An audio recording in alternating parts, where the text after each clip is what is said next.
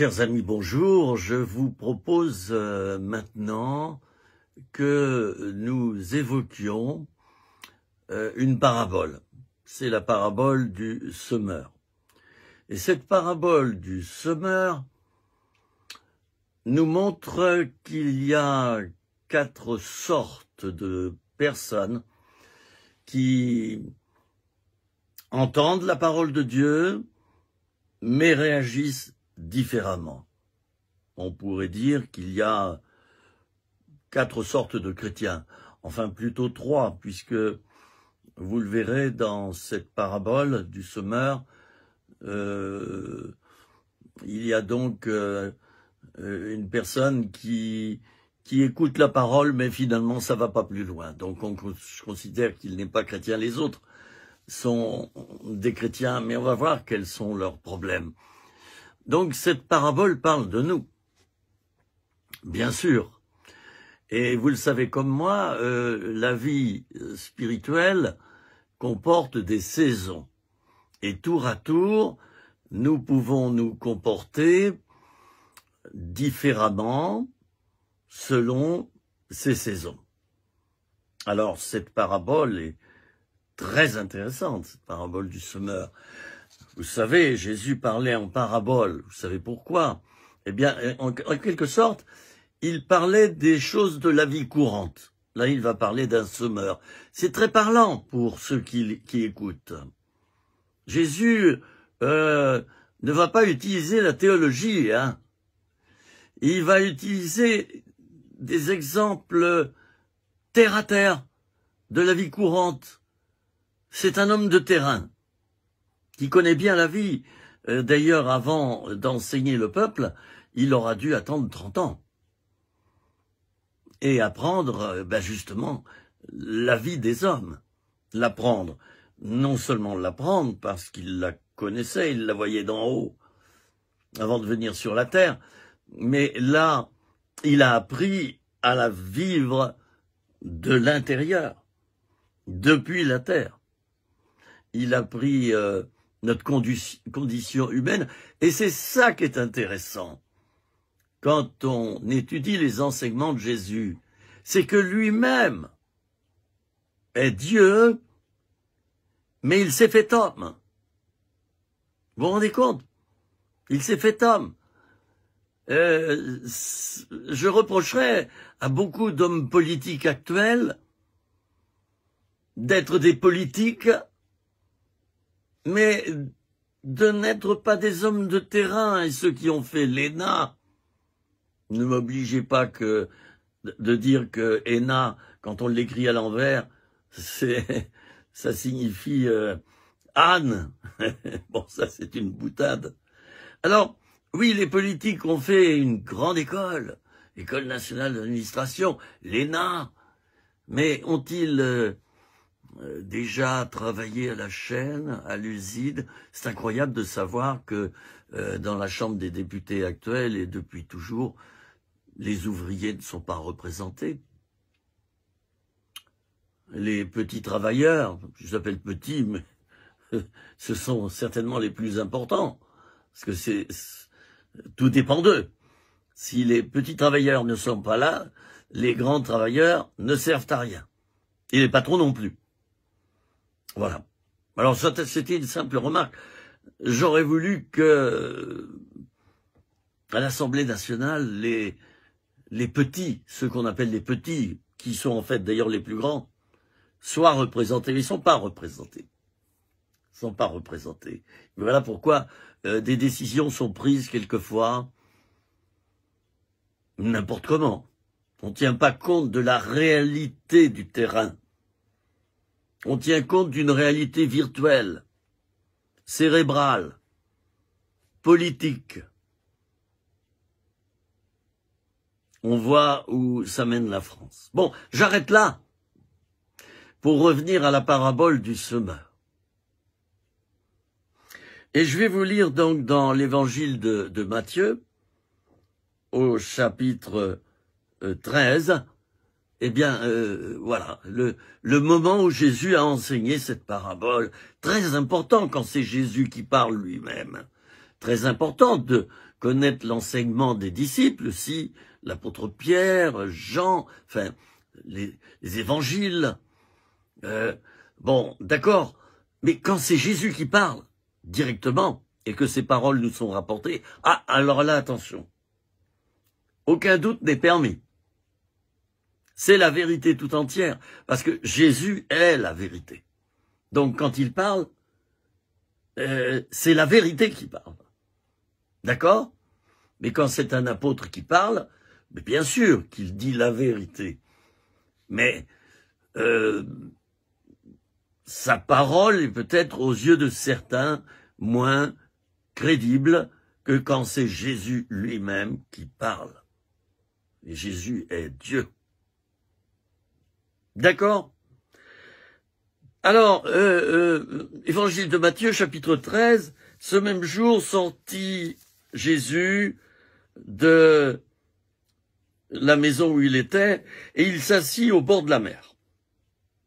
Une grande foule s'étant assemblée auprès de lui, il monta dans une barque et il s'assit. Toute la foule se tenait sur le rivage. Alors, souvent Jésus enseignait dans une barque. Et vous allez me dire, mais pourquoi? Il n'a pas de pupitre, il n'est pas sur une estrade. Eh bien, Jésus connaissait ce principe qu'en s'asseyant dans une barque et en s'éloignant un peu du rivage, la voix porte bien sur l'eau. Elle porte bien. Voyez, il connaissait ce principe. Et c'est donc là qu'il s'installait, pour être bien écouté. Bon, c'est utile de le savoir. Alors Jésus parla en parabole sur beaucoup de choses, et notamment il dit « Un semeur sortit pour semer. Comme il semait, une partie de la semence tomba le long du chemin. Les oiseaux vinrent et la mangèrent. Une autre partie tomba dans les endroits pierreux où elle n'avait pas beaucoup de terre. Elle leva aussitôt parce qu'elle ne trouva pas un sol profond. Mais quand le soleil parut, elle fut brûlée et sécha, faute de racines. Je répète, faute de racines. J'y reviendrai tout à l'heure. Très important ça. Les racines du chrétien. Une autre partie tomba parmi les épines. Les épines montèrent et l'étouffèrent. Une autre partie tomba dans la bonne terre. Elle donna du fruit, un grain 100, un autre 60, un autre 30. Que celui qui a des oreilles pour entendre, entende. Voilà, encore une fois, Jésus insiste sur le fait que l'écoute de ce qu'il dit est importante. Et des oreilles pour entendre. Mais Jésus ne s'adressait pas à des sourds. Il les entendait tous. Il s'était même placé sur cette barque à quelques encablures du rivage, parce que la voix porte bien. Il était donc entendu par tout le monde. Alors pourquoi Jésus dit-il que celui qui a des oreilles pour entendre, entende? Mais oui, parce que Jésus parle des oreilles spirituelles. Nous avons des oreilles, là, ici, vous voyez mon oreille. Nous avons des oreilles, humainement parlant, mais nous avons aussi des oreilles spirituelles. Elles sont à l'intérieur. Et ce sont elles qui nous permettent d'écouter Dieu et de reconnaître la voix de Dieu. Il y a des chrétiens qui ne connaissent pas la voix de Dieu. Ils n'ont pas développé leurs oreilles spirituelles. Alors que celui qui a des oreilles pour entendre, sous-entendu, les oreilles pour entendre, les oreilles spirituelles, eh bien, qu'il entende. Bon, allez, je ne vais pas m'attarder là-dessus. Il y a tellement de choses à dire que je vais en faire une synthèse, bien sûr, parce qu'on pourrait parler des heures sur cette parabole. Je l'ai tellement étudiée, moi, étudiée, et j'ai prié, et j'en ai tiré vraiment le suc, hein, que c'est comme une sauce, hein. Donc quand on voilà, quand on cuisine dans une poêle et qu'on cuisine une viande, il y a donc la sauce, et dans cette sauce qui reste, une fois que la viande est cuite, il y a des sucs. Hein, des sucs, on les appelle des sucs, et on verse quelquefois un peu de vin blanc ou un peu de vin rouge, ça dissout les sucs, hein, et ça donne une bonne sauce. Bon, alors, 4 sortes de personnes qui écoutent la parole de Dieu. Alors la première sorte, c'est eh bien celui qui entend la parole de Dieu, mais le texte dit les oiseaux vinrent et mangèrent la semence. Hein, la semence, c'est la parole de Dieu. Un peu plus loin, au verset 18, nous avons l'explication de la parabole du semeur. Et c'est Jésus qui la donne. Ce sont les paroles de Jésus lui-même, qui sont archi crédibles. Alors il dit ceci, il donne la signification de cette semence qui est jetée au sol, et les oiseaux viennent et la mangent. Alors il dit ceci, lorsqu'un homme écoute la parole du royaume et ne la comprend pas, on ne peut comprendre la parole du royaume qu'avec le cœur, pas avec le raisonnement. Et c'est le cœur qui ensuite nous conduit à la compréhension intellectuelle également de la parole. Mais c'est d'abord le cœur. C'est d'abord le cœur. Alors, il y a cette personne donc qui va écouter la parole, mais il n'y a pas de succès, là ça marche pas. Le malin vient et enlève ce qui a été semé dans son cœur. Voilà. Comme cet homme, il a écouté cérébralement seulement la parole, ben, ça va pas aller plus loin, ça va pas descendre dans son cœur. Le malin vient et enlève ce qui a été semé. On le voit souvent dans nos réunions d'évangélisation, des personnes qui écoutent, qui disent « ouais, c'était bien », mais elles ne se convertissent pas, elles ne se donnent pas au Seigneur, elles ne rencontrent pas Dieu. C'est un choix personnel. Alors le malin vient, le malin, c'est le diable, et puis vous savez que le diable, il travaille nos pensées. Et donc, la personne ressort, puis elle se dit « bon, ouais, c'est pas mal, il a bien prêché, bon, mais moi j'ai d'autres choses plus importantes à faire, hein ?» Voilà. La vie, c'est autre chose que tout ça, quoi. Hein. Bon, alors voilà, première catégorie de personnes, celles qui entendent la parole de Dieu d'une manière cérébrale seulement. Et les personnes exclusivement cérébrales ont du mal à rencontrer Dieu. Parce qu'elles essaient de comprendre Dieu avec leur petite cervelle. On a une petite cervelle comme ça. Et Dieu, lui, a une intelligence. Alors, on ne pourrait pas la contenir.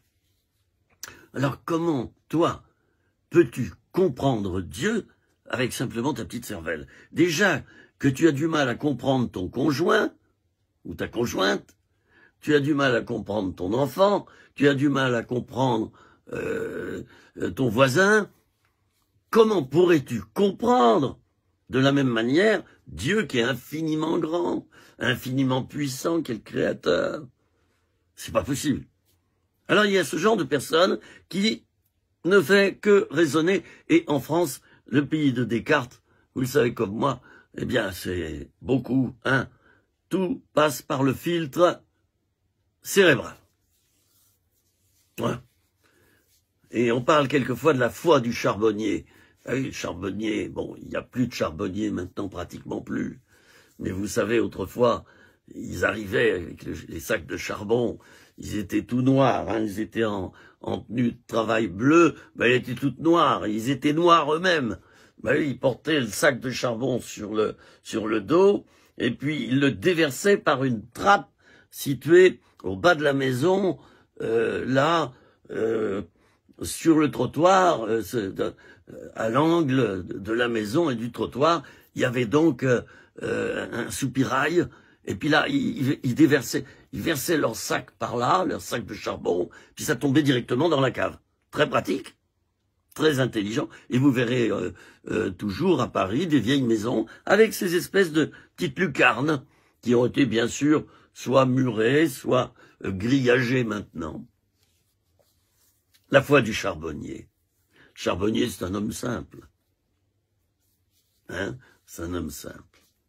Il faut être simple pour rencontrer Dieu. Il faut être simple. Les esprits compliqués,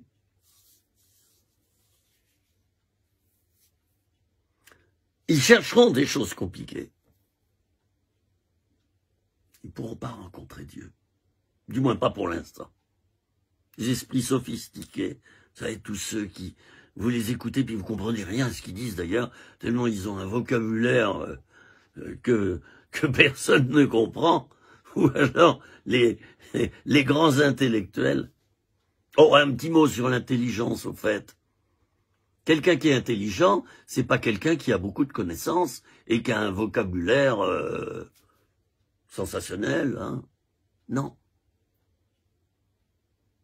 Quelqu'un qui est intelligent, ça peut être quelqu'un, justement le charbonnier, quelqu'un qui a peu de connaissances, mais par contre, il sait gérer cette connaissance de manière qu'elle porte ses fruits, qu'elle devienne efficace.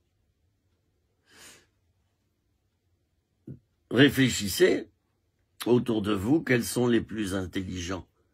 Ce sont souvent ceux qui ont des connaissances, mais qui savent bien s'en servir. Et ils arrivent à être compris des autres. Et puis il y a l'intelligence du cœur. Vous imaginez l'intelligence, ici, cérébrale, hein, la mémoire en fait partie, associée à l'intelligence du cœur. Oui, parce que le cœur également est intelligent. Il est réceptif à l'amour. Il comprend l'amour. Et ça le touche. Donc veillons à développer ces deux choses. Donc je ferme ma parenthèse sur ce propos. Une personne intelligente, c'est pas une personne qui fait des grands discours, vous savez, comme ces temps-ci on en entend, n'est-ce pas? Des grands discours, voilà. Voilà. Costume, cravate. Ouais. Et ça n'a même pas travaillé à l'usine, ça n'a même pas travaillé à la chaîne. Ça sait même pas ce que c'est qu'un clochard, parce que ça n'en a pas côtoyé. Ah, j'aurais trop de choses à dire, je me tais à ce sujet-là. Je me tais. Et je reviens à mon texte. Donc le malin vient et il enlève ce qui a été semé. Première catégorie de personnes. La deuxième catégorie, Jésus en parle, verset 5 du chapitre 13 de l'évangile de Matthieu. Une autre partie de la semence tomba dans les endroits pierreux où elle n'avait pas beaucoup de terre. Elle leva aussitôt parce qu'elle ne trouva pas un sol profond. Ah. Mais quand le soleil parut, elle fut brûlée et sécha faute de racines. Oh là là, j'espère que je vais pas être long sur ce verset parce qu'il y a tellement de choses à dire. Mon Dieu, donne-moi d'être clair, précis et court et d'être bien compris sur ce verset. Il est plein de richesse, il est plein de profondeur. Attardez-vous sur ce verset. Essayez de le comprendre avec votre cœur. Alors Jésus nous parle donc de cette deuxième catégorie de personnes, et il nous dit ceci: celui qui a reçu la semence dans les endroits pierreux, c'est celui qui entend la parole et la reçoit aussitôt avec joie. Ah, là il y a de la joie. Waouh! Ce prédicateur, dis donc, ah, j'ai reçu de lui, c'est formidable. Il parle bien, puis ça m'a touché. Oui, là, la personne, elle est touchée par la parole de Dieu. Mais il y a un problème. Verset 21. Mais il n'a pas de racine en lui-même, il manque de persistance, et dès que survient une tribulation ou une persécution à cause de la parole, il y trouve une occasion de chute. Voilà. Celui qui veut vivre pieusement en Jésus-Christ sera persécuté. Alors, c'est une personne sincère. Il y a beaucoup de gens sincères d'ailleurs, hein. Bon, puis aussi des tricheurs, des menteurs, des voleurs et des pervers. Mais il y a beaucoup de gens sincères qui viennent écouter la parole de Dieu à l'église, hein. Et là, alors, cette deuxième catégorie de personnes, quel est son problème? Bon. Elle reçoit avec joie la parole. Donc, vous voyez, elle n'est pas anti-Dieu comme ça, d'une manière primaire. Je connais des personnes qui sont anti-Dieu, là, hein, anti-Dieu. Dieu n'existe pas. Puis d'abord, ping, ping, oh, ils déversent leur haine et leur amertume. Bon, personnellement, je suis pas comme ça. Bon. Chacun fait comme il veut. Hein. Chacun fait comme il veut. Alors, son problème, c'est qu'il n'a pas de racine en lui-même. Comprenez? Il manque de persistance. La foi, ça s'enracine. C'est pas le tout de lever la main à une réunion d'évangélisation et de dire: j'accepte le Seigneur Jésus comme Sauveur et Seigneur, je me repens de mes péchés. Le pasteur dit: répétez cette prière après moi. Et alors la personne répète la prière et le pasteur comptabilise: ça y est, une âme de plus qui est au Seigneur. Faux! Faux! Elle a fait une première démarche. Voilà, ça c'est plus juste. Parce que c'est la suite des temps qui prouvera si cette personne s'est vraiment convertie. Or, nous voyons là, cette personne, alors, elle a un début de conversion. Hein. C'est bien. Elle a de la joie, elle reçoit, ça rentre, ça pénètre. Mais, dès qu'il y a une souffrance, une épreuve, une persécution, poudre d'escampette, c'est terminé. Allez, hop, non, bon non, finalement, la foi, non. Alors c'est très intéressant parce que lorsque vous lisez toujours dans le même chapitre, qui est cette personne?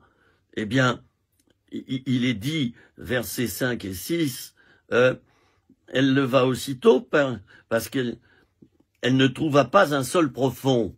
Ben oui, si le sol n'est pas profond, eh bien la plante elle va aller vers l'extérieur très vite pour chercher quelque chose qu'elle ne trouve pas dans le sol et pousse trop vite, quoi. Et des chrétiens, ils prennent une décision hâtive comme ça. Alors oui, on voit une tige, on se dit: oh, formidable, ça y est, il est devenu chrétien. Mais non, le texte nous dit que quand le soleil parut, elle fut brûlée. Cette plante, quoi, hein, cette tige. Elle fut brûlée et sécha, faute de racines. Faute de racines. Et je l'ai dit, la foi, ça s'enracine. On se convertit, très bien. On dit: oui, j'accepte Jésus comme Sauveur et Seigneur. Je me repens de mes péchés. J'accepte qu'il est mort sur la croix et qu'il est ressuscité pour moi. D'accord. Bon, ça c'est un premier pas. C'est pas la conversion, c'est pas vrai. C'est un premier pas, hein, vers la conversion.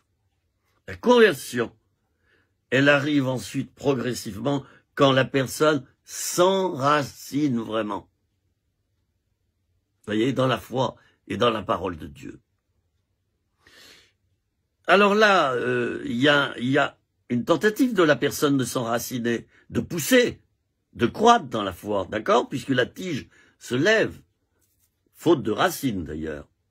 Elle se développe vers l'extérieur. Alléluia, alléluia. Vous savez, tous ces chrétiens, alléluia.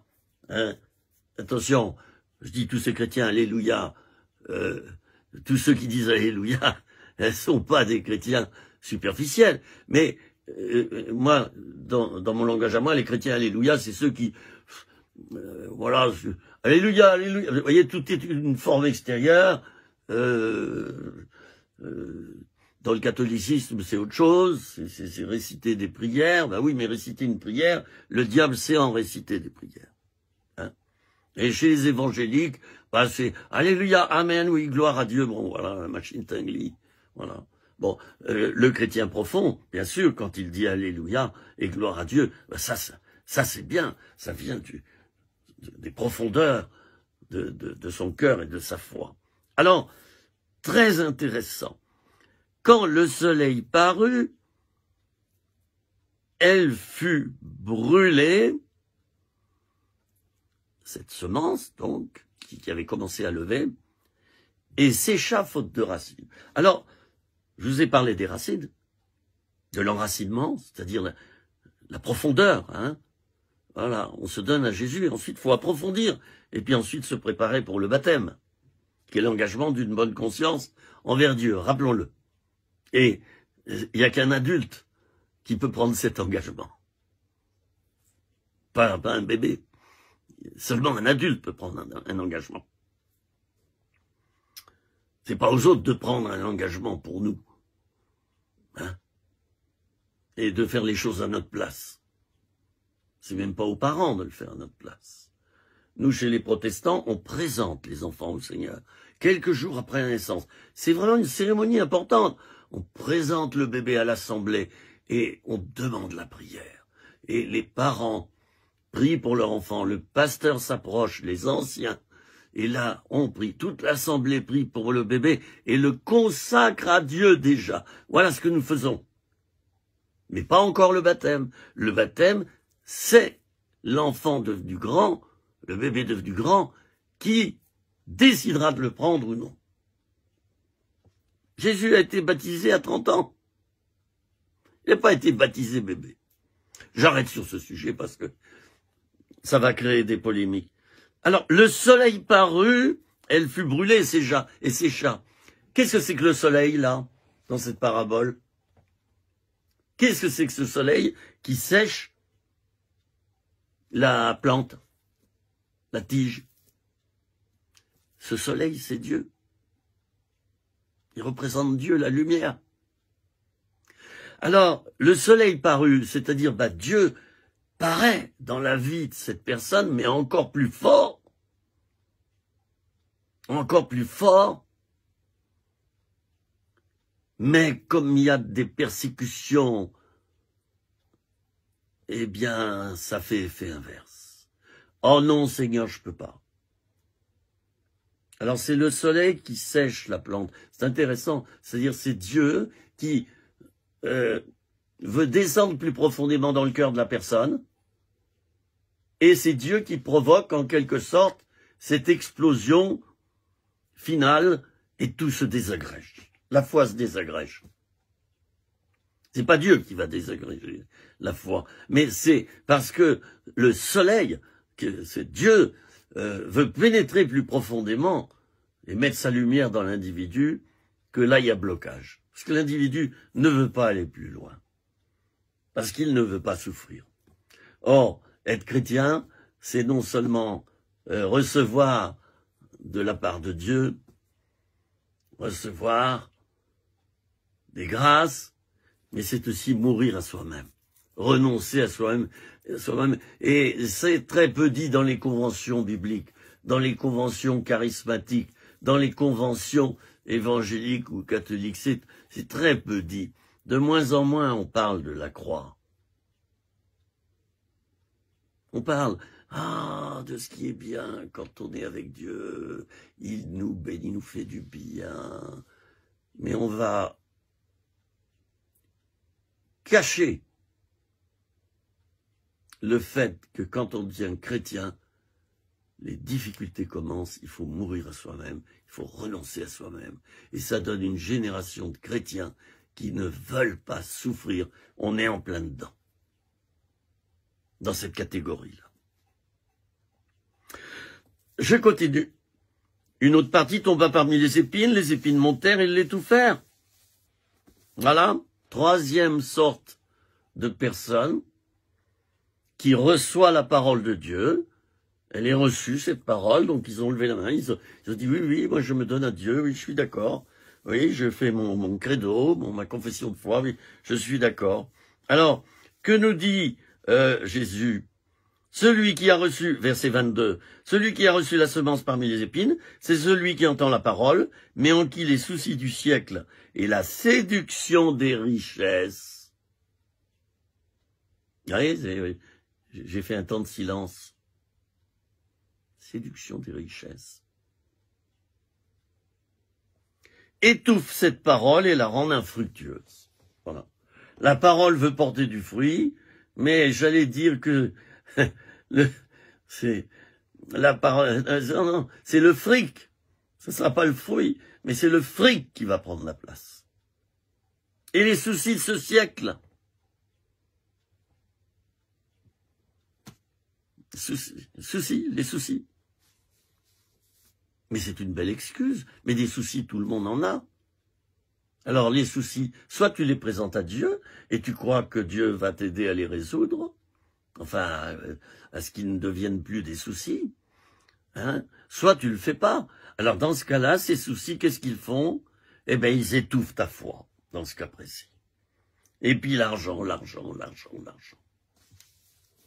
Je connais beaucoup de chrétiens, et c'est pas un jugement, c'est un discernement. Beaucoup de chrétiens qui ne rentrent pas dans leur appel spirituel simplement pour une question d'argent, les amis. Parce que quand on donne sa vie à Dieu et qu'on sert Dieu, on a un tout petit salaire, voire pas du tout. Et là, ça bloque. Alors, toute une partie des gens qui s'arrêtent là. Et bien voilà, séduction des richesses. Cette séduction des richesses étouffe la parole, et je dirais même l'appel de Dieu. Et puis, et la rend infructueuse. Oui. À ce stade-là, il y en a plein qui s'arrêtent. On se plaint qu'il n'y ait pas suffisamment de ministères spécialisés dans tel ou tel domaine. On se plaint. Mais c'est de la faute à qui? C'est de la faute à Dieu? Mais non, il a adressé des appels. Très nombreux. Mais pour différentes raisons, les appels n'ont pas éclos. Vous savez, c'est comme le poussin dans l'œuf. Hein? Oui. Si l'œuf n'est pas couvé, le poussin ne va pas s'élaborer, puis sortir de sa coquille. Donc attention aux soucis et attention à l'argent en tant que chrétien. On peut devenir chrétien rétrograde, on peut devenir chrétien superficiel, puis s'éloigner de Dieu à cause de l'argent et à cause de soucis qu'on a. Paf, ça nous ferme, trop de soucis, pas assez d'argent, je déménage. Je déménage, c'est-à-dire, je change de boutique. Je crois plus en Dieu, je me soumets plus à Dieu. Ah oui. Mais l'argent, c'est un moyen, c'est pas un but, triple buse. Quand est-ce que ces personnes comprendront cela? L'argent est un moyen, c'est pas un but. Si tu manques d'argent, c'est pas un drame. Ton Père qui est dans le ciel, si tu lui obéis d'abord, lui fera en sorte que tu ne manques pas d'argent. Il se débrouillera. Et je vis ça depuis quand même 40 ans. Je peux le prêcher. Je peux le prêcher. Ça fait 40 années que je le vis. Oui. Et que toujours Dieu pourvoit à mes besoins d'une manière extraordinaire. Donc j'en témoigne.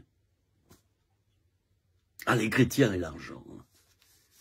Il y en a beaucoup qui ne rentrent pas dans l'obéissance avec Dieu et dans le rappel à cause de l'argent. Parce qu'ils veulent un bon salaire, une grosse voiture, du fric, du pèse, du Grisby, l'argent. On va avoir des moyens, on va avoir tout, un yacht, une piscine, on veut, ou même s'il n'y a pas ça, on veut, ben voilà, avoir de l'argent. Moi, il y a un jour, j'ai donné ma vie à Dieu, et j'ai tout donné, j'ai dit, tant pis, j'aurai pas d'argent, mais j'aurai un trésor, c'est toi, et toi, t'es beaucoup plus qu'une banque. Et Dieu a commencé à pourvoir à mes besoins, parce qu'il m'appelait d'abord à son service et il m'appelait à obéir à sa parole. Hein? Les textes bibliques sont formels. Hein? Pourquoi vous inquiétez-vous alors que Dieu pourvoit pour les oiseaux du ciel? Et regardez les lys des champs, dira Jésus. Enfin, il y a plein d'enseignements de la bouche de Jésus lui-même qui nous dit que l'argent, c'est secondaire. Vous allez me dire, il en faut pour vivre, oui, mais la vraie vie d'abord, vivre, c'est d'abord connaître Jésus-Christ, l'adorer et rester dans sa présence. C'est ça, vivre. Alors il faut de l'argent pour vivre. Deuxièmement, oui, manger, se vêtir, payer les charges, je suis d'accord. Maintenant, si tu obéis à Dieu comme ton premier trésor, si tu vois Dieu comme ton premier trésor avant l'argent, mais tu ne manqueras pas d'argent. J'en ai fait l'expérience et ça continue. Alors enfin, il y a le chrétien, et je termine par là, il y a le chrétien qui entend la parole et la comprend, comme j'ai dit, là et là, il la comprend, il porte du fruit, un grain en donne 100 et un autre 60, un autre 30. Vous avez vu, le chrétien profond, bien converti, tout de suite il porte du fruit. Et c'est à cela qu'on reconnaît une vraie conversion. Une conversion profonde. C'est que très très vite, ce nouveau converti va porter du fruit. C'est signe qu'il est touché au plus profond de lui-même. Et Dieu est présent avec une telle force, avec un tel amour, que ça touche les autres. Et il y a du fruit spirituel, très rapidement. Voilà, chers amis, cette petite causerie sur la parabole du semeur, qui nous montre 4 manières d'accepter l'évangile. La première, c'est de l'écouter simplement en essayant de la comprendre avec notre petit cerveau, là, notre mini-cerveau d'être humain. Il est tout petit. La deuxième, eh bien, c'est celui qui entend la parole de Dieu, et puis il n'y a pas suffisamment de racines, il ne l'enracine pas suffisamment dans la bonne terre. Et la bonne terre, c'est l'Église, c'est la parole, c'est tous les moyens spirituels qui nous sont donnés pour approfondir rapidement cette foi qui naît. Vous voyez, c'est ça la bonne terre. C'est vivre au milieu des chrétiens aussi qui vont nous enseigner, qui vont nous apprendre et nous reprendre parfois. Alors, cette deuxième catégorie de personnes, elles s'arrêtent parce qu'elles ne s'enracinent pas suffisamment et au bout d'un moment, bye bye, prennent la fuite. Il n'y a plus de foi. La troisième catégorie de personnes, et là je fais une synthèse finale, c'est celle qui écoute avec joie. Il y a un début de conversion, mais l'amour de l'argent et la peur que provoquent les soucis freinent la personne et la foi ne va pas plus loin. La foi ne va pas plus loin. Quel dommage. Quel dommage. Quel dommage. Et puis vous avez donc la personne qui est profonde et qui reçoit la foi se convertit et va jusqu'à la nouvelle naissance, qui est donc une étape supplémentaire. Et là, elle donne tout à son Seigneur. Elle donne tout à son Seigneur. Et là, ça marche. Mais cette personne-là accepte de souffrir. L'apôtre Pierre dit ceci: si quelqu'un souffre comme chrétien, qu'il n'en ait pas honte. Une fois, je vais faire une série de vidéos, de petites vidéos sur la souffrance, mais j'ai déjà, sur ma chaîne YouTube, j'ai déjà des enseignements là-dessus, hein, sur la souffrance. J'ai plein de vidéos. Très intéressantes, non pas parce que c'est moi qui les ai faites, mais parce que le sujet a été très très fouillé. Vous pouvez aller sur cette chaîne YouTube, hein, et vous abonner. Je donne souvent l'URL de cette chaîne. Souvent sur mon compte Facebook, je poste le lien pour s'abonner à cette chaîne. Et là, vous y verrez des centaines de vidéos. Et il y a notamment une série, je crois que c'est 4 ou 5 vidéos sur la souffrance. Ben, chers amis, alors vraiment là, vous apprendrez beaucoup de choses. Et notamment, vous apprendrez à souffrir. Parce que la souffrance fait partie du service de Dieu. Et la souffrance fait partie de l'appel de Dieu. La souffrance fait partie de la vie du chrétien qui suit Dieu.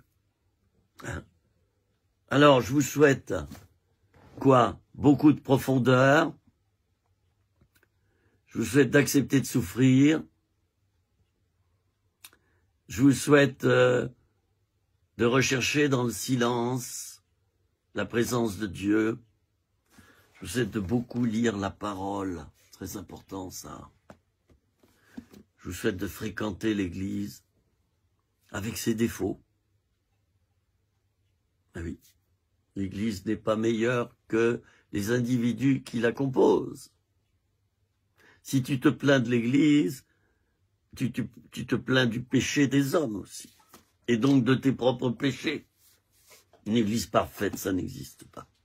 Et quand une Église nous dit ou écrit dans sa confession de foi qu'elle est la vérité, attention, elle désobéit à la parole de Dieu, parce que la parole de Dieu nous dit que l'Église, c'est la colonne et l'appui de la vérité. Mais une Église n'est pas la vérité. Il y a des chrétiens qui sont plus attachés à l'Église qu'à Dieu. Ah oui, et ils reçoivent le bon Dieu sans confession, quoi. Hein, ils font partie de l'Église. Ah, je fais partie de l'Église. C'est pas ça qui va te sauver. C'est d'être attaché à Jésus qui est la vérité. C'est pas une Église qui est la vérité. C'est pas vrai. C'est Jésus-Christ lui-même. Alors que tu puisses t'attacher, mon cher ami, ma chère amie, que tu puisses t'attacher à Jésus-Christ lui-même. Et ensuite, bien sûr, à l'Église, à la communauté des croyants, à la parole de Dieu, et prospérer, et surtout accepter de souffrir. Sans l'acceptation de la souffrance, il n'y a pas de chrétien profond. Je vous dis à bientôt pour une nouvelle petite vidéo. Celle-ci a été tournée, voyons, je regarde la pendule, à 1h30 du matin. Ben oui, c'est là où il y a le silence complet, il n'y a pas de voiture qui passe devant chez moi, le téléphone ne sonne pas. Alors j'aime bien ces heures-là aussi pour enregistrer. La nuit, on peut travailler profondément. Et d'ailleurs, Jésus se retirait souvent la nuit pour faire l'essentiel de son ministère, c'était la prière. L'essentiel d'un ministère, c'est la prière. C'est pas la partie visible, hein. Voilà. Et puis tous ces prédicateurs qui montent sur des estrades avec des effets de manche, et puis tout un tralala, tout un système. Oh là là! Jésus s'asseyait dans une barque, hein. Voilà, tel qu'il était, habillé tel qu'il était, et puis il enseignait avec simplicité, hein. Alors toi, prédicateur, qui recherche à être connu, hein, Tu recherches à être adulé, inconsciemment souvent. Tu te trompes. C'est Jésus qui doit être élevé en toi, pas toi. Toi, au contraire, tu dois t'abaisser. Hein? Et là, j'aurai plein d'autres petites vidéos sur ce sujet. Allez, j'arrête parce que j'ai tendance à parler trop longtemps. C'est bon, c'est mon défaut. Je vous aime. Je vous salue. Chacune d'entre vous dans votre situation spécifique, car chacun traverse des épreuves différentes, des saisons différentes. Je vous salue dans votre épreuve, dans ce que vous vivez, et un seul mot d'ordre, accrochez-vous les amis, accrochez-vous, ne lâchez pas. Et comme disait le capitaine Haddock, à l'abordage, 1000 sabords. À bientôt.